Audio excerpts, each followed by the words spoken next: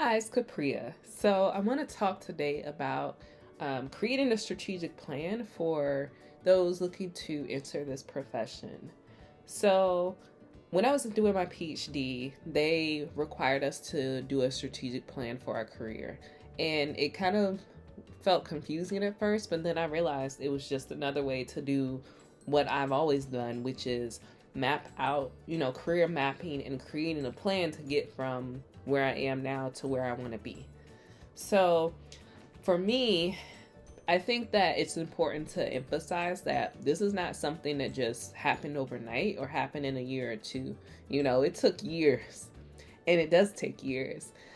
But I think the important thing is to be intentional about how you're spending those years to be able to get to your end point after however many years and be in the position that you want to be. Now, granted, the job market is competitive. The job market is very hard right now. And this is not the job market I had to enter 7 years ago. So I empathize with those of you who are trying to transition or enter the public policy field in this current market because it's very competitive. And so my heart really goes out to those of you all trying to, find your way in this current economy. But I will say that for me, really mapping out, like I said, what am I trying to do? First of all, so I'm trying to become a policy analyst.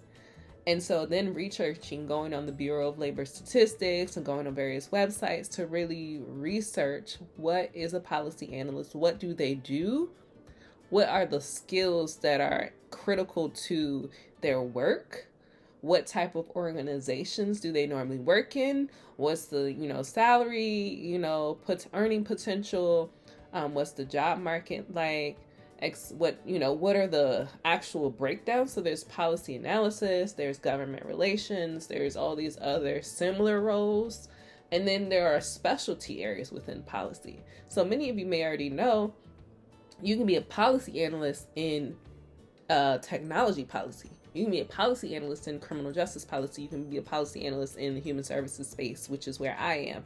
And so you have to decide if, what route you're trying to take as far as, are you trying to be a generalist? Are you trying to be in technology? Are you trying to be in human services? Because that will influence your path as well. And then again, the big thing that I kind of briefly referenced in my first video is those connections. So you want to see if you're looking at technology policy, when you go on LinkedIn, what do typical policy analysts, what type of background do they have? What type of degrees do they have? What type of experience did they have before they became a policy analyst? So one of the things I saw a lot with people who were policy analysts is they tended to have a lot of strong research in their background, which kind of benefited me because I knew that research was another strength and interest of mine. And there's a lot of intersection between policy analysis and research. And that's another thing to take in mind as well. If you hate research, you're going to have to adjust a little bit to liking it. Not to say that you'll have to do research in every policy role, because that's not the case either. But research informs policy.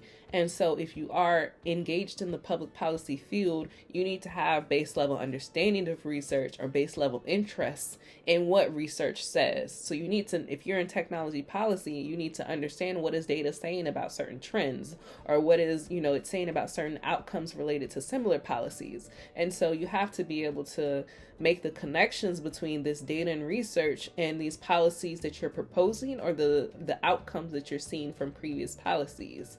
And so, definitely, again, it's all about researching and understanding, what type of work you're trying to do, and what are the kind of related skills and competencies that are important for this work. And so for me, it involved, researching what are the opportunities for people like me. So when I say people like me, I was a graduate student when I started to really, try to move into this. What are the opportunities as far as internships, fellowships, volunteer opportunities in my community that will get me that experience? And this is something I emphasize a lot with individuals, is that there is a variety of ways.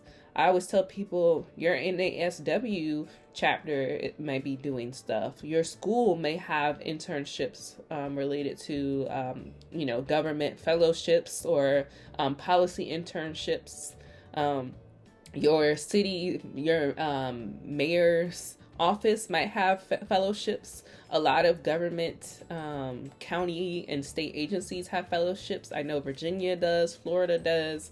So again, there are lots of opportunities to build experience, but you have to know what's out there, because some of them have strict eligibility requirements. You have to be a current student, you have to be 1 year post graduation. So you have to be looking for these things well ahead of time to know when the applications will become available and when to be able to put the materials together and apply. And so I definitely encourage people, and again, I'm happy to dive into it as part of my consultation with individuals, to dive into what a strategic plan might look like. But essentially, it's about, understanding the field, understanding what your skills are, understanding what your gaps in what skills you have now and what skills you would need to be competitive, understanding what the market looks like and what organizations are you even targeting. So you should know what type of organizations that, are doing the work that you're interested in, and be tracking them to see what when they post roles, what are the skills and requirements for those roles? Do you have those skills? How can you build those skills? And so all of it is a process of really planning and being strategic around how you're approaching the job market. And this is really something we should be doing in every field. But I do think, in a field that is, I think, pretty competitive, like public policy, where there's, I think, more people who are interested in the work than there are jobs available, that, doing that background research and planning is going to pay off very well in trying to pursue opportunities. And so if you have questions, comments, thoughts, drop them in the chat. Again, looking forward to any thoughts or insights about this, but just sharing kind of generally how I, approached it, and, how I moved from doing direct work into the public policy space.